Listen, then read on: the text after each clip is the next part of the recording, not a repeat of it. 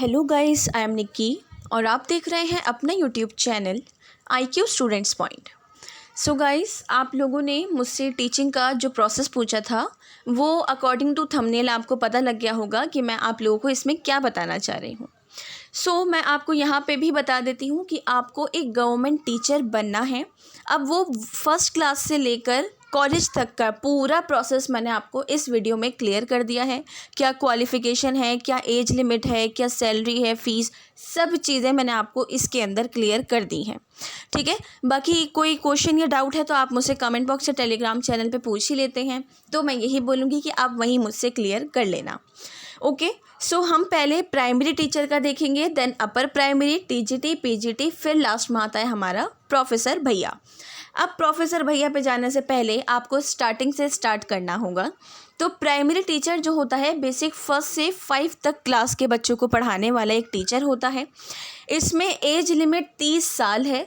अब वो age limit confuse करने वाली ये है कि 30 साल तक आप पढ़ा सकते हो या 30 साल तक आप पेपर दे सकते हो।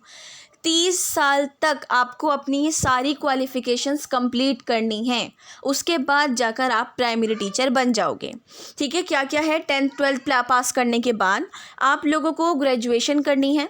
ग्रेजुएशन आप किसी भी कोर्स में कर सकते हो, चाहे वो BA प्रोग्राम हो, BA पॉलिटिकल साइंस हो, BA इंग्लिश हो, BCom ऑनर्स, BCom प्रोग्राम, कुछ भी हो। ठीक है, आप किसी भी चीज़ में ग्रेजुएशन कर सकते हैं एक प्राइमरी टीचर बनने के लिए।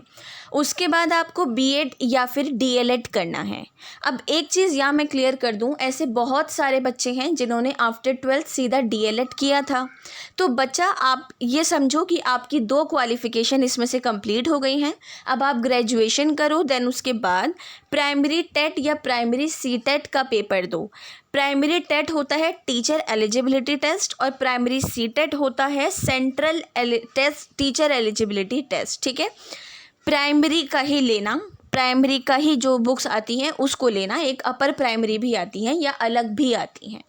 उसके बाद आपका एक रिटन टेस्ट होगा, देन जाकर आप प्राइमरी टीचर अलॉट कर दिए जाओगे।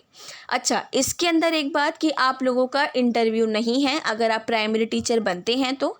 इन केस आप लोगों का मतलब जैसे कि इंटरेस्ट आगे तक जाने का है तो उसकी क्वालिफ़िकेशन अब हम आगे देखते हैं। ठीक है, लेकिन स्कूल के बाद ग्रेजुएशन सबके अंदर कंपलसरी है, ये बात मैं आपको पहले ही क्लियर कर दूँ। 30 साल तक एज लिमिट प्राइमरी टीचर के अंदर रखी गई है। अब आता है अपर प्राइमरी टीचर, जो क्लास 6 से लेके 8 तक के बच्चों को पढ़ाते हैं टीचर्स। ठीक है, इसमें एज लिमिट 40 इयर्स दे रखी है कि आप 40 साल तक अपनी ये सारी क्वालिफ़िकेशंस को कंप्लीट करने के बाद अपर प्राइमरी टीचर बन सकते हो। 12th करने के बाद 10th 12th करने के बाद ग्रेजुएशन करनी है, देन अगेन आपको BEd या फिर DLEd करना है। उसके बाद अपर प्राइमरी टेट या अपर प्राइमरी CTET करना है, देन जाकर आपका रिटन एग्ज़ाम होगा। इसमें भी इंटरव्यू नहीं है, ये भी नॉर्मल ही आपका रखा गया है। ठीक है, इसमें भी टीचर एलिजिबिलिटी टेस्ट है और upper primary CTET central teacher eligibility test रखा गया है। उसके बाद अब हम आते हैं TGT पर। कहते हैं बहुत सारे टीचर, आपने सुना होगा कि TGT है या फिर वो टीचर PGT है। ठीक है, तो एक वक्त था ये समझ नहीं आया करती थी चीज़ें, लेकिन यहाँ पर तो आपका सब डाउट मैं क्लियर कर ही रही हूँ। TGT का मतलब होता है ट्रेंड ग्रेजुएट टीचर। इसके अंदर क्लास 10 12th के बाद सीधा ग्रेजुएशन चाहिए होती है, फिर उसके बाद आपको BEd करना है। ठीक है, और ये जो टीचर्स होते हैं बेसिक 9 to 10th क्लास को पढ़ाने वाले टीचर होते हैं। इनकी एज लिमिट 32 से 40 रखी गई है कि आप, क्योंकि ग्रेजुएशन 3 साल में कंप्लीट होगी, अब तो एजुकेशन पॉलिसी लग गई है तो 4 साल में होगी। उसके बाद आपकी फिर BEd की बात आती है तो BEd 2 साल का है। ये टोटल मिला के आपके 6 साल तो हो गए। अब इस बीच में BEd का एक चांस निकल गया या फिर फर्स्ट चांस में ही हो गया, सब ठीक है।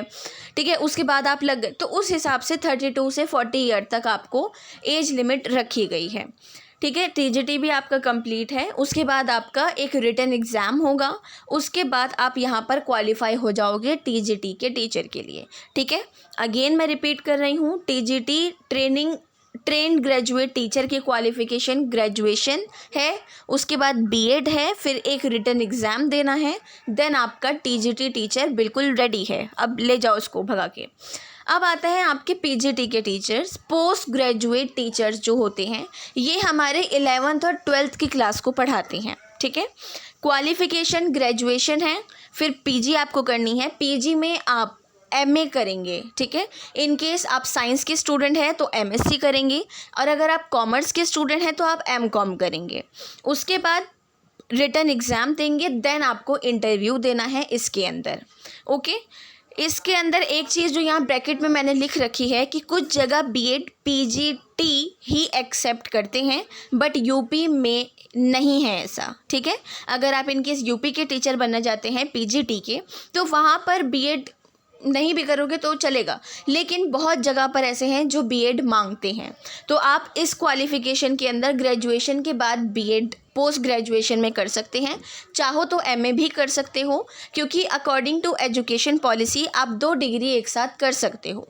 बस सवाल ये उठता है कि एक डिग्री आपकी मॉर्निंग की होनी चाहिए, एक इवनिंग की, दोनों क्रश नहीं होनी चाहिए। अगर होंगी तो फिर आपकी वो डिग्रीज एक्सेप्ट नहीं होंगी, ठीक है। तो ये है पूरा प्रोसेस आपका, और आप पीजी में एमए और बीएड दोनों साथ कर सकते हो, या फिर साइंस के या कॉमर्स के हो तब भी एमएससी एमकॉम और बीएड आपका साथ चल सकता है, कोई दिक्कत वाली बात नहीं। हाँ, ये वाला हो जाता है कि बच्चा जब टांग फंसा देता है ना, तो उसके पास खुद के लिए खाने सोने का भी टाइम नहीं होता, क्योंकि ये सारी चीज़ों में जो प्रिपरेशन है उसके लिए पूरी दिन रात मेहनत लगानी पड़ती है, तब जाकर सब चीज़ें क्लियर हो पाती हैं, ठीक है। इसकी एज लिमिट 36 ईयर रखी गई है। आप 36 साल तक ये अपना सारा कंप्लीट करके एक परमानेंट इंटरव्यू देकर टीचर बन जाओ। कौन सा? पीजीटी टीचर, जो 11th और 12th क्लास को पढ़ाता है, ठीक है। और इसके बाद सॉरी स्टूडेंट्स, मैंने प्रोफेसर वाला यहाँ नहीं लगाया है, मैं वैसे ही बता देती हूँ। प्रोफेसर के लिए आप लोगों को ग्रेजुएशन चाहिए, उसके बाद पीजी चाहिए, फिर आपको यहाँ पर जाकर पीएचडी करनी है, ठीक है। पीएचडी जो है टोटल 3 साल की होती है, पीजी आपकी 2 साल की होती है। और ये सब करने के बाद आप जो हो एक एमफिल या फिर पीएचडी करोगे, तब आप जाकर एक प्रोफेसर बनने के लायक बन जाओगे। इसके अंदर कोई भी एज लिमिट नहीं है, आप प्रोफेसर किसी भी एज के अंदर बन सकते हैं, ठीक है। हालांकि कुछ चीज़ें ऐसी होती हैं जिसमें तो एज लिमिट नहीं रखी जाती, जैसे आपका लॉ है, या फिर आपका अगर डॉक्टर की बात करें तो एमबीबीएस डॉक्टर हैं या अदर डॉक्टर्स हैं, अभी तक एज लिमिट नहीं आई है, ठीक है। तो क्योंकि ये कुछ कोर्सेज, टीचर है, लॉ है, डॉक्टर है, इनके कोर्सेज ऐसे होते हैं जिसमें टीचर एक्सपीरियंस इंसान मांगा जाता है, तो इसलिए इनमें ना कोई एज लिमिट नहीं रखी जाती। जितना एक्सपीरियंस होगा उतना ही ज़्यादा सामने वाला स्टूडेंट काफ़ी ज़्यादा इंटेलिजेंट होगा, हर बच्चे को हैंडल करना जानता होगा, हर क्लाइंट को, हर पेशेंट को, ठीक है। मतलब ये अकॉर्डिंग टू डॉक्टर और लॉयर भी मैंने आपको बता दिया है। सो अकॉर्डिंग टू दिस पूरा जो आपका मैंने सब बताया है, इसमें कोई भी डाउट आपके पास आ रहा हो, कोई भी सजेशन आ रहा हो, या फिर कहीं के आपको पीजीटी का, टीजीटी का या प्रोफेसर का सब मटेरियल चाहिए, मटेरियल इन द सेंस कि क्या पढ़ना है, सिलेबस क्या है, क्या नहीं है, तो आप मुझसे कमेंट बॉक्स या टेलीग्राम चैनल पे पूछ सकते हैं।